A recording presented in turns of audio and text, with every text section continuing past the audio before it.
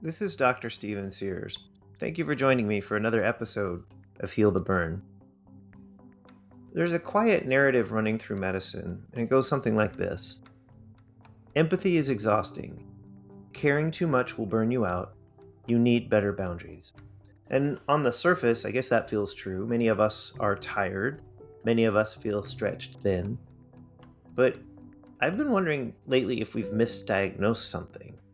What if empathy isn't burning us out? What if what's exhausting isn't caring, but being prevented from caring well? My guest today is Dr. Leonard Calabrese. He's a rheumatologist and clinical immunologist at Cleveland Clinic, where he serves as the vice chair of the Department of Rheumatologic and Immunologic Diseases, and he directs the Fassenmeyer Center for Clinical Immunology. Over a long academic career, he has published extensively on immune diseases, immunosuppressive therapies, and the complex relationship between the immune system and infection. He has researched empathy for well over 15 years, which has led him to proving that it's not just good for patients, but biologically and professionally restorative for physicians as well. And I'm struck by this because it suggests that what we've been trying to protect ourselves from may actually be the thing that could be sustaining us. In this conversation, we explore the practitioner-patient relationship, the biology of connection, and whether modern tools, even artificial intelligence, might help us reclaim something that medicine has quietly lost. This is a conversation about presence, about meaning, and about what empathy gives back. Len, thank you for joining me today on Heal the Burn. Hey, it's my pleasure. I'm flattered to be here. I'm wondering if you could tell me a little bit about how you came to a career in medicine. Oh my gosh, it's going back quite a ways. Uh, my father was a doctor. We lived in a small house that had the office on the first floor, and we lived above it in the second floor. And every day when I came home from school, I'd walk through the office and hang out, and I don't know, it just seemed so natural for me. You know, I think I was propelled like many people at a young age to, every medical student says, I like people and I like science. That's the codified interview, right? Um, but, Absolutely. but, boy, how you learn, what you choose, quite different than what you first, glimmer in your eye. But I never have looked back. I would never do anything differently. Uh, it's been wonderful, and I still having a good time. When did you decide on a career in rheumatology and immunology along the way? Very simple. I came here as a humble osteopathic medical student. Back then, the options weren't what they are today. And I came to the Cleveland Clinic because I wanted to get a rotation in cardiology. It's famous. And I said, oh, I got to do this because I thought that was for me. And I couldn't get a rotation in cardiology. They said, but you can do rheumatology. I said, oh, that's great. And I'm thinking, what is rheumatology? I was just like a third year medical student a long time ago. And, and I met who to become my mentor, Dr. John Clough, the first day, and I'd read about rheumatology, a little pamphlet, and he goes, "Why do you want to do rheumatology?" I said, "Well, I want to learn all about joints and arthritis and all this stuff." And he said, "Well, I don't know much about it actually." He goes, "I'm an immunologist. He had just come to the clinic, returned fresh from the NIH." Very high power background. He said, I have a lab. You want to come work with me for a month? And I said, you bet. Poof. Wow. And for an entire generation, I worked with him, and he was a wonderful mentor. That was the days when, all there were T cells and B cells, or not 1,000 cells and single cell omics, and uh, very exciting times. Yeah, I'm sure. At what point did you start your studies in empathy? Well, I mean, formally, our medical school is, a little bit over 20 years ago. And at that time, I was approached by leadership asking me if I would participate in the school in a certain way. And I said, well, I said, I'm very interested. I mean, we were very excited to have the medical school being formed. And I'm thinking, like, oh, teach immunology, or I mean, I don't know. I said, what do you have in mind? They said, well, there's a track in the college. We're calling it human values, and we want you to organize it. I'm sitting there kind of shocked, thinking, what exactly are you asking me to do? And they said, well, this is all the medical humanities and how, we treat patients. And I said, I really have no qualifications in this area, aside from being human and having some values. That was kind of like, that was it. But, I started talking to some people, sounded interesting. I said, I'll get back to you. So I called a few friends of mine who were high in medical schools around the country. And I said, what would human values be at your school? And they kind of told me, all the things, advanced communications and how we, how, the caring part of medicine. I have been taking care of HIV for my entire career, and Mm, I have very strong personal ties with my patients and had been through quite a bit. And I acquiesced. So, at any rate, started this, soon met Bud Isaacson, who was my partner in crime for this whole thing. So we started this whole thing. It was kind of, we always used to say we were putting the railroad tracks down as the train was approaching, and actually I thought this was interesting. So I talked to people at, high powered medical schools about how they all do this. And everyone did it totally differently. yeah. And I told Bud, I said, we can do whatever we want. I said, there's no, this isn't like, uh, teaching the Krebs cycle. This is, we'll figure this out as we're doing it. We each had different interests. Bud was, clearly a master of advanced communication.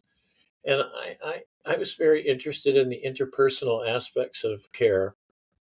And I didn't really know it formally. I knew it intuitively. And that's the way most of us approach this. Hmm. But I soon realized that there was this world of science, of the dyad, of the practitioner and the patient.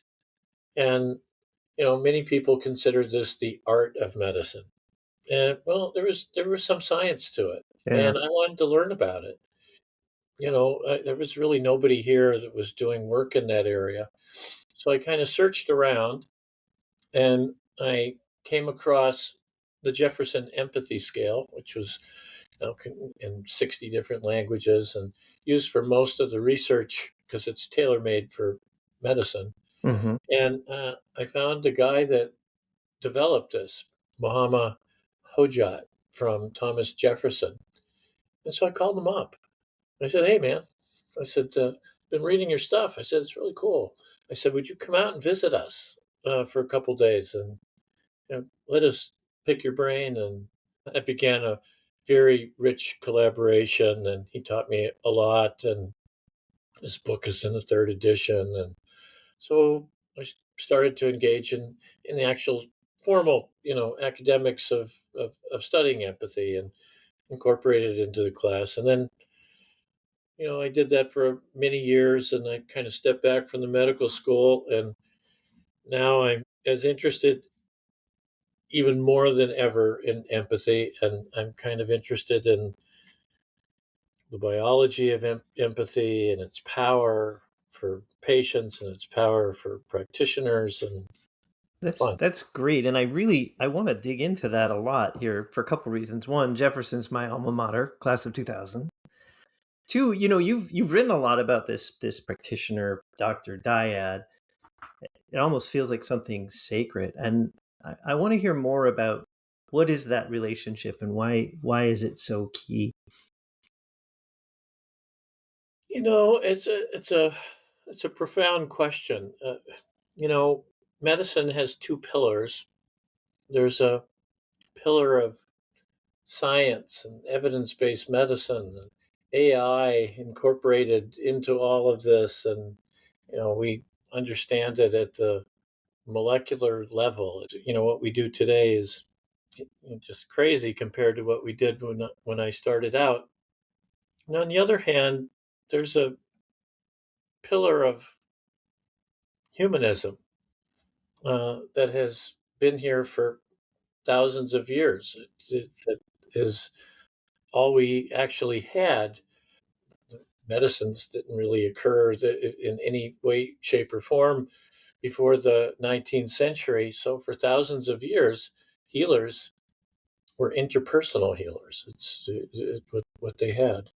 As science ascended, there was some feeling and some diminution of the humanism side of medicine, beginning in the mid 19th century.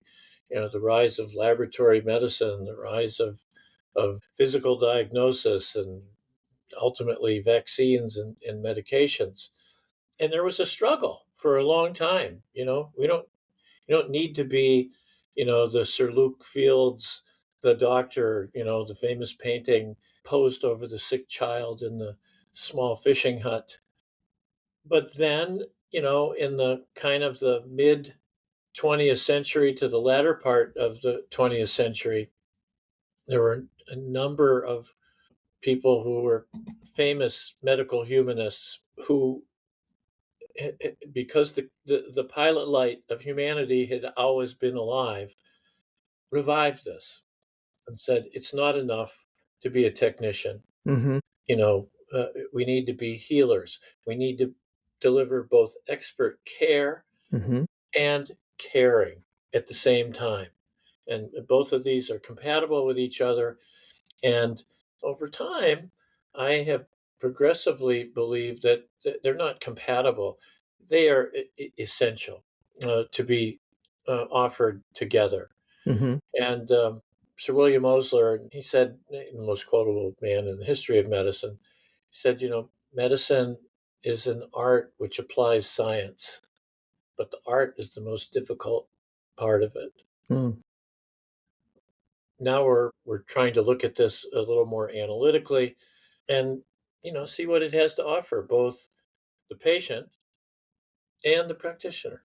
Have your studies looked at what happens on a biological level in both patients and doctors when that empathy is present? Yeah, so my work has been mostly epidemiological, but as an immunologist, the past decade has ushered in the era of the brain and the immune system. And I speak on this all over the place, that the brain and the immune system are a single biologic system. We have gone from the notion that we always knew that there was a relationship between immunologic function and the brain, but it is intimately tied. We've just seen the FDA approval of the first implantable device to go over the vagal nerve to treat rheumatoid arthritis that's been refractory to biologic therapies. I mean, if someone told me this 20 years ago, I'd say Hmm. this was insane, and Yeah. this is never going to happen. Just to give a small example. Well, the reason that we have that is because there's been an ascendancy of science that shows that our immune system and our ability to heal, because that's what the immune system does, it protects us against danger, and do a lot of things, is controlled at the level of the brain. And this is intimately tied into every other physiologic system. Our when we're stressed, our heart goes fast, and when we're worried, our stomach aches. And we now there's no more mind and body. We this is the way that we move forward. So how does that apply to empathy in medicine? Well, when a person sees a practitioner, and I'm using the word practitioner because we talk about physicians, but I've been working incident to advanced practitioner for my entire life. I'm a Hmm. huge pro AP. Um, You're in good company. they're fabulous, and they're usually better at this part of it than the physician part. We go into a room with a stranger. We hear a story. We try to sort it out and come up with a medical answer. At the same time, we need to recognize, as we all do, is that whatever the disease is, whether it's strep throat or congestive failure or HIV or hypertension, I don't care what it is, it occurs in the whole person. It is a personal problem. There's no dualism about it. It can really not be any other way. I keep a book on my desk for the past 15 years called The Nature of Healing by Eric Cassell, the late Eric Cassell. And, you know, just one of the most beautifully written books that talks about the unity of suffering. And so, yes, I'm a medical scientist. I believe in evidence-based medicine, but I also believe in humanism.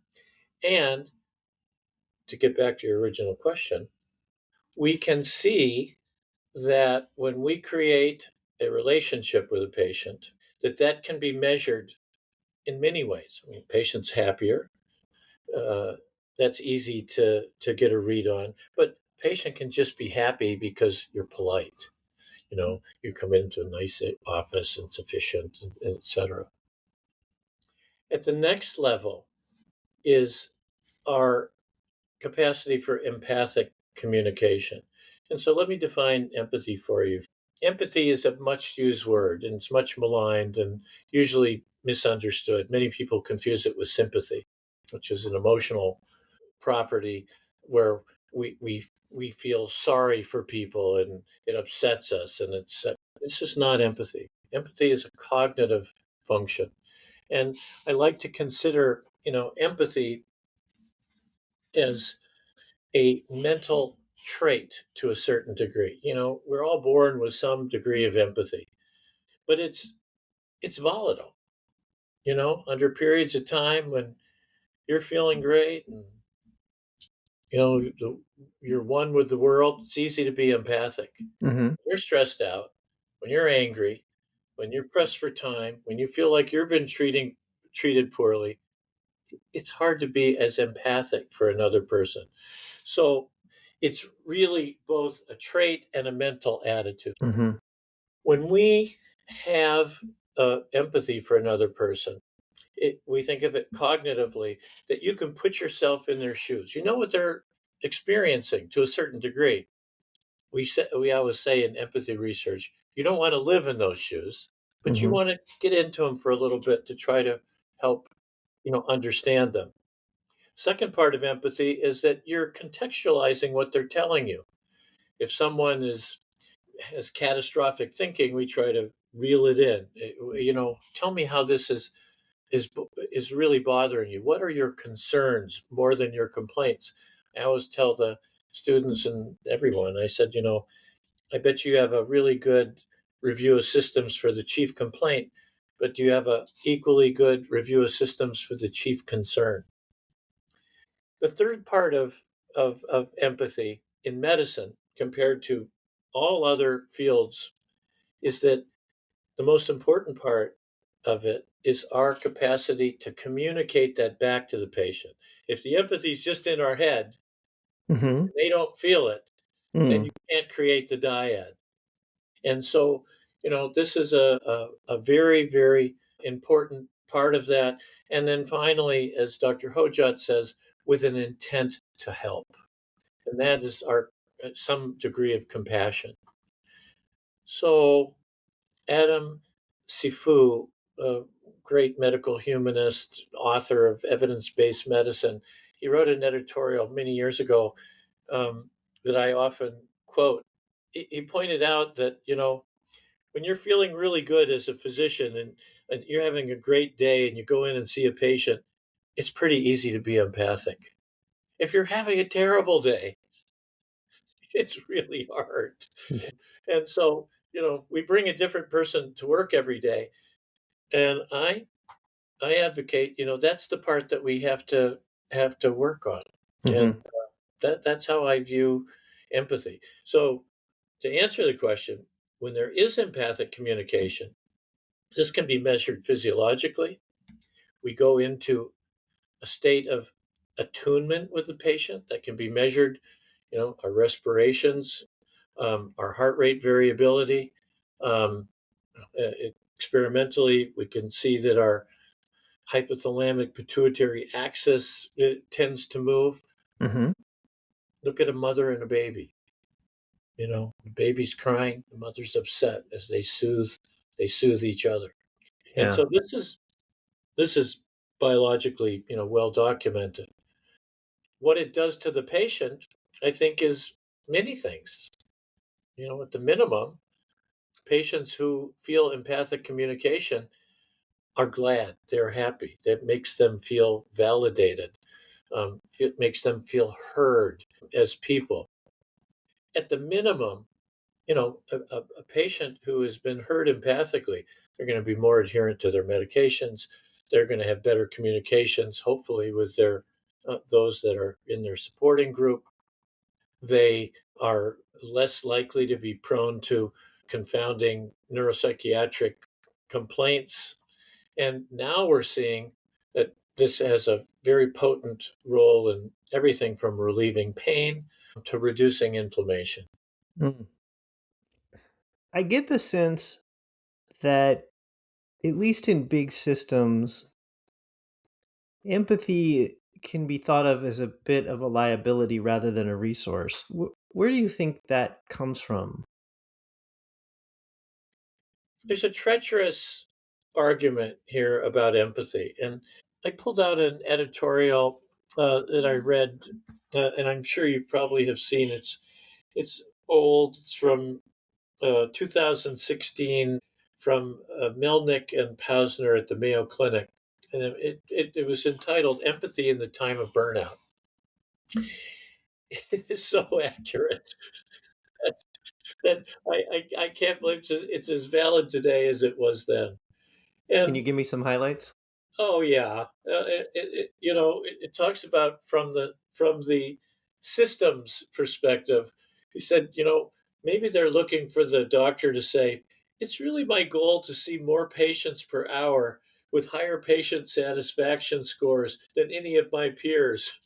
That's that's not empathy. No, But no, no. we're all metric. If you hit the number of patients, or you see them in the right time frame, but their patient satisfaction has to be high as well. That is a transactional activity.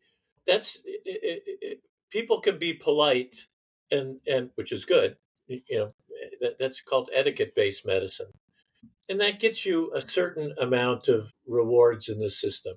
And so if that's what big systems are wanting to do, that's terrible for burnout, Hmm. because that is not what we want. Because what it's been found is that if we emphasize not just the transactional aspects of etiquette based medicine, but of relationship centered care, not only is the patient fulfilled, but it's been demonstrated that we are fulfilled. We reach some level of attunement with this. And it is a treatment for burnout. It is a preventive for burnout. And it's been documented that practitioners who feel fulfilled in their daily roles will score much lower on any burnout scale that you give them. So there is a direct and inverse relationship between empathy and burnout. And I am looking for ways, and to answer the question, can empathy be taught? And I think it can. I want to say a little bit more about that because that was actually going to be my next question. We've all certainly run into people who may not have had the most empathic type of personality before they got into this, or it's gotten worse because of burnout or whatever the situation is, maybe at home.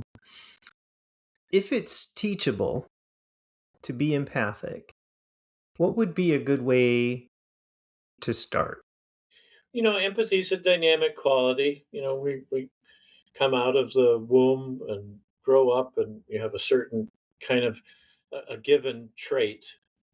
But, then it's pushed up or down by life circumstances.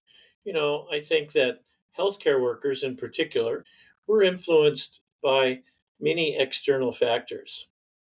If we are given autonomy and allowed to, achieve the goals that we had at one time aspired to, our empathy rises. If we lose that autonomy and are measured on metrics that have nothing to do with, the human connection, that's a threat to that same system. Mm.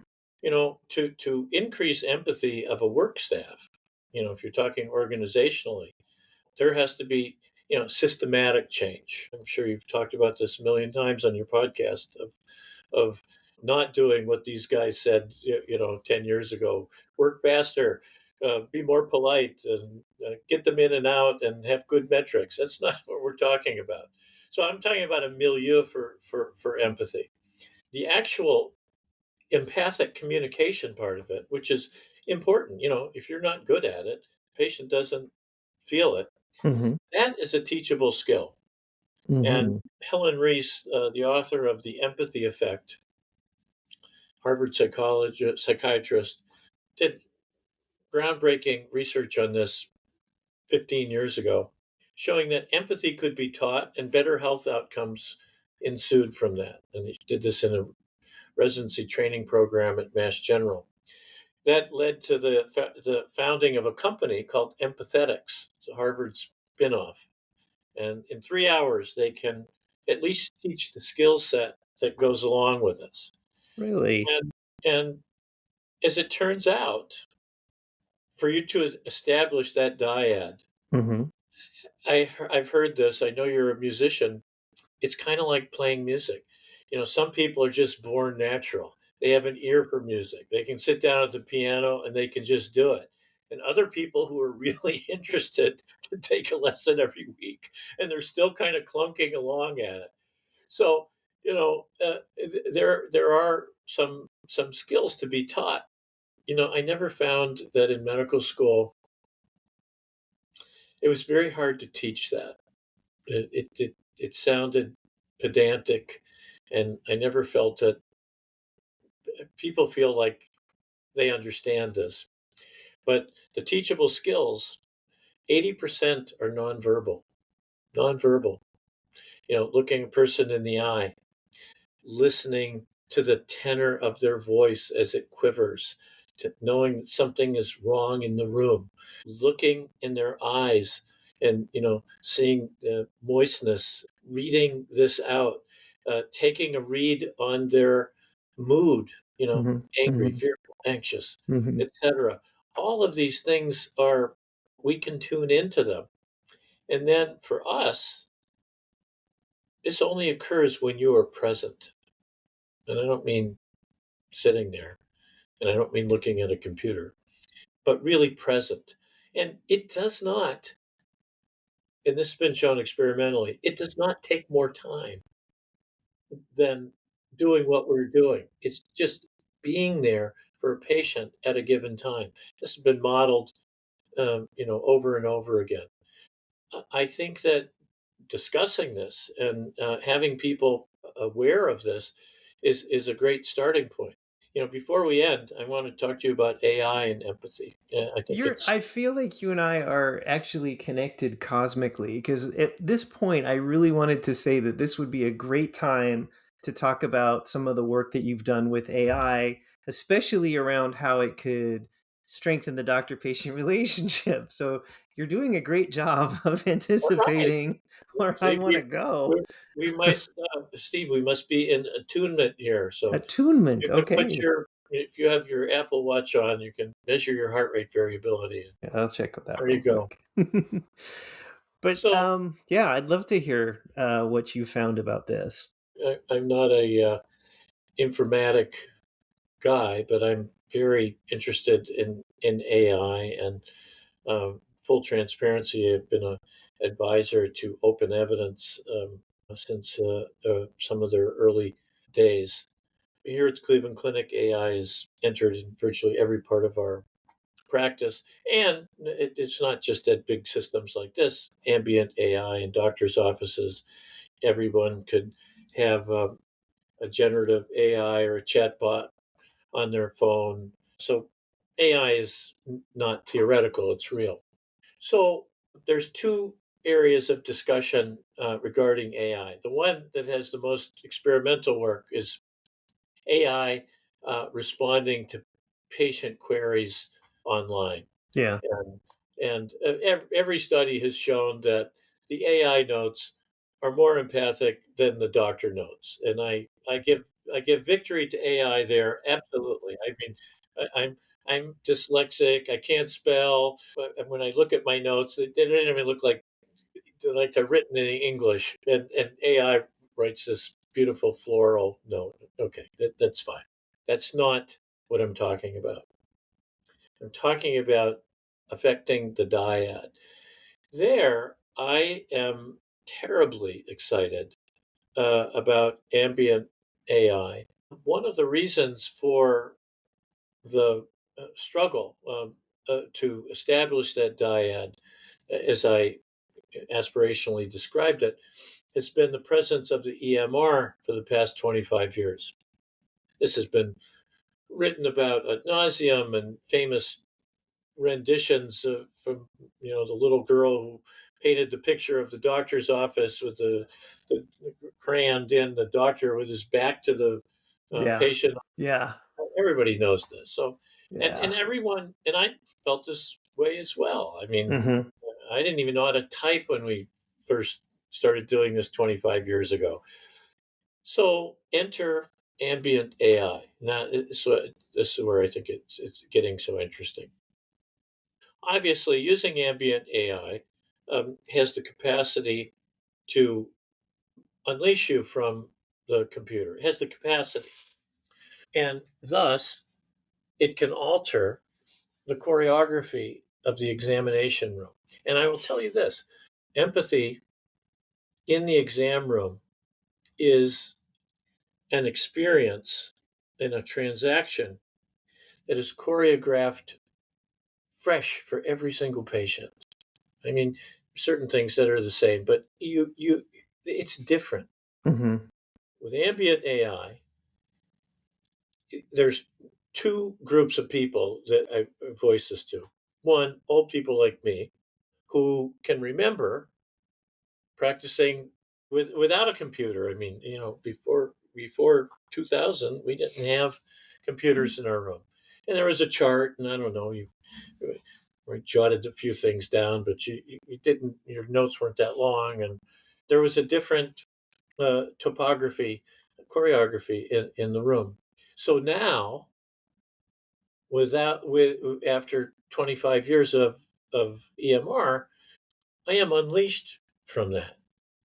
And I analogize this to Oliver Sacks' The Awakening.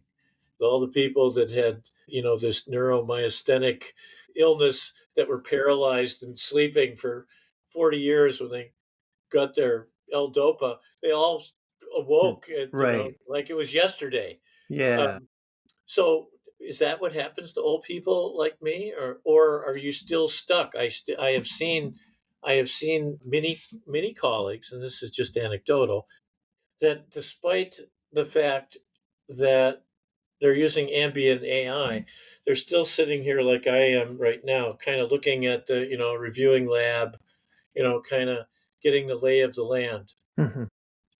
The second group are people like my daughter. My daughter's been a physician for 15 years now and is on the faculty. She's never had a patient encounter without a computer. So that's kind of the never learned.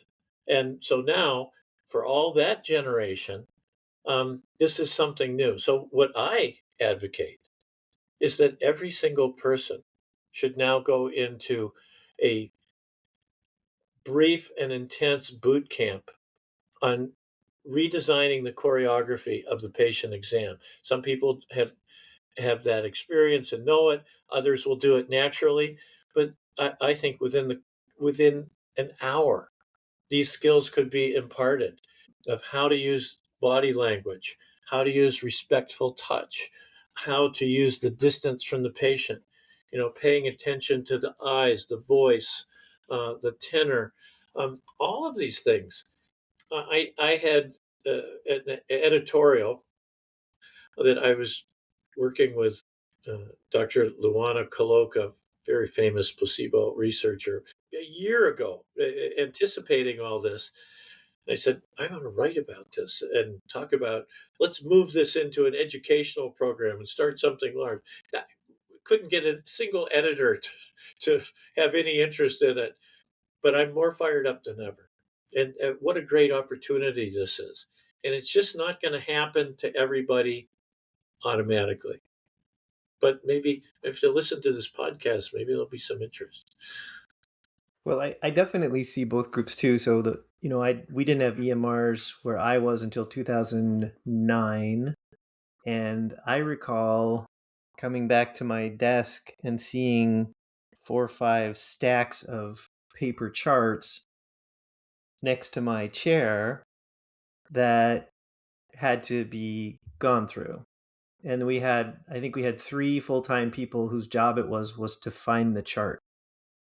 Oh, yeah. And I think it's funny when I'm working with residents or students who did not live through that time and express frustrations about the computer, we lose the fact that actually there have been some profound improvements, mistakes being caught, recommendations not being glossed over.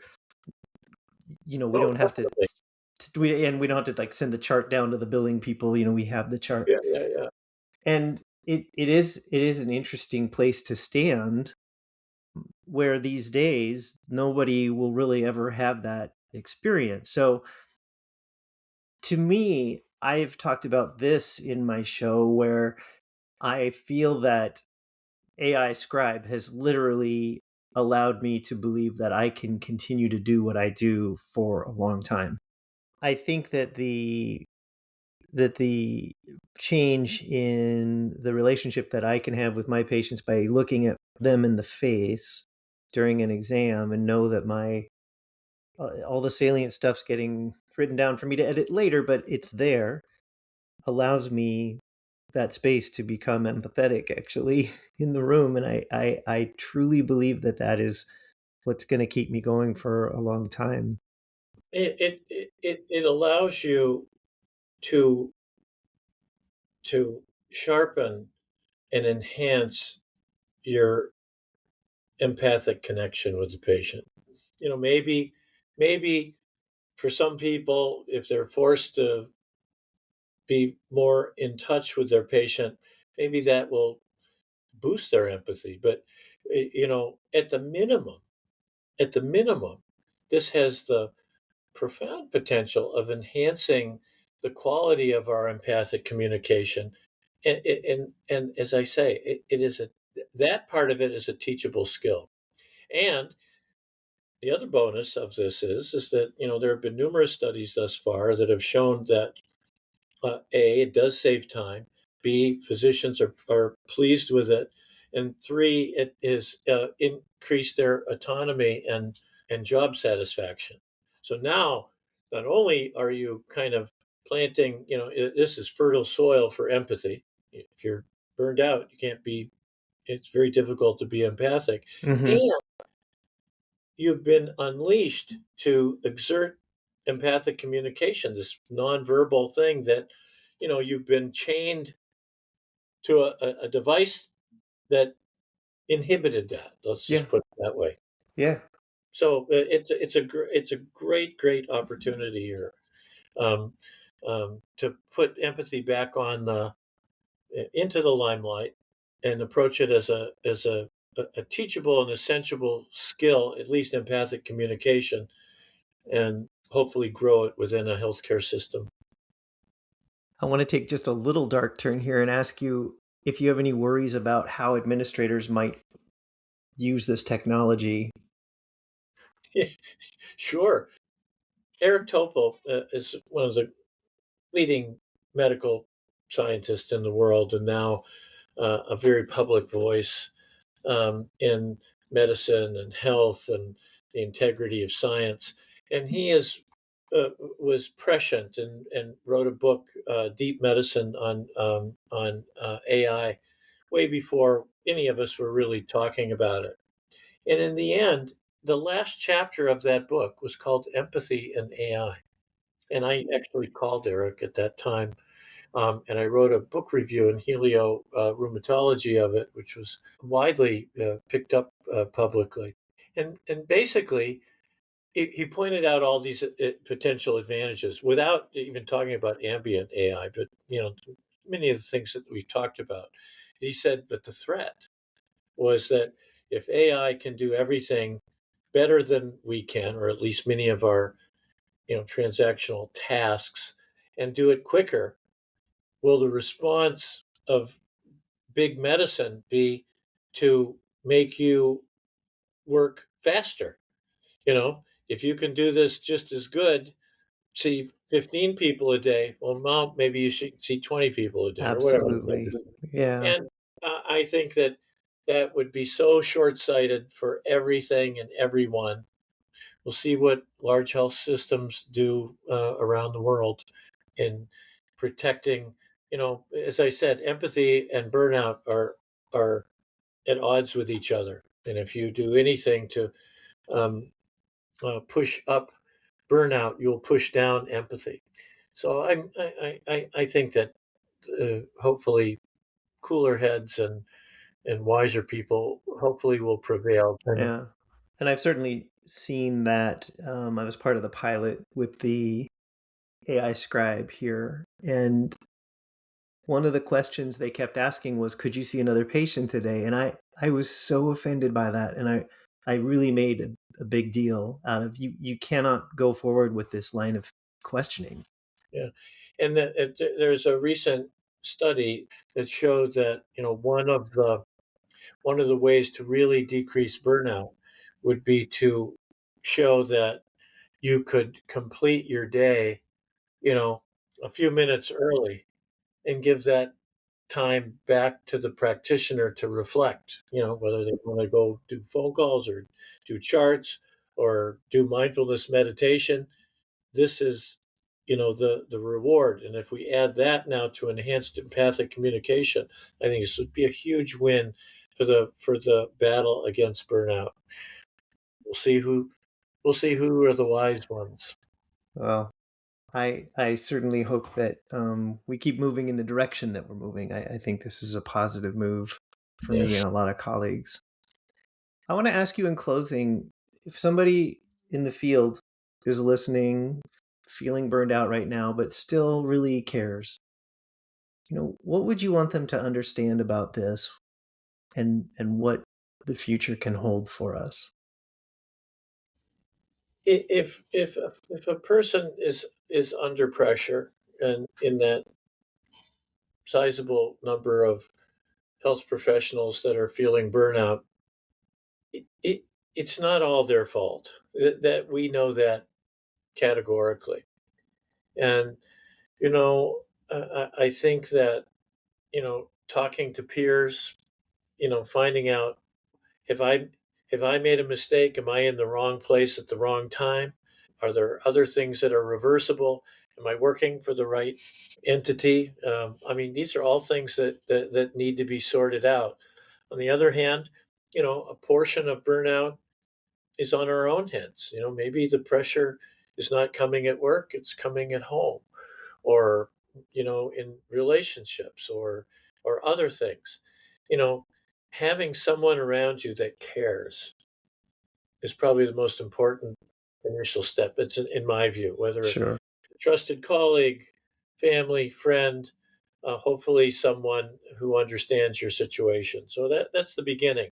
Empathy, we'll all come back to our level of empathy once we're in attunement where we think we want to be. And Len, I want to thank you for being attuned with me today. This has been a really fascinating conversation. And I thank you for your time. My privilege. As I sit with our conversation, something Len said really resonated with me today, and that's that medicine has always stood on two pillars: science and humanism. Over the last century, we've made extraordinary progress strengthening the scientific side of that equation. We understand disease at the molecular level. We have therapies that would have seemed impossible not even that long ago. But somewhere along the way, many of us started to believe that the human side of medicine, the listening, the presence, the empathy, was optional. Or worse, that it was something we needed to protect ourselves from to prevent burnout. He pointed out that there's an inverse relationship between empathy and burnout, which underscores a really important point.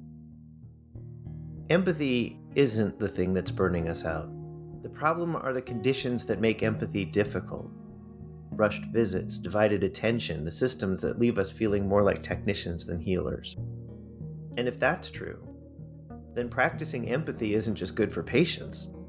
It may be one of the most practical ways that we have to protect ourselves. I think that's an idea worth sitting with. If you found this episode helpful, please share it with a colleague. I'm Dr. Steven Sears. Thank you for listening.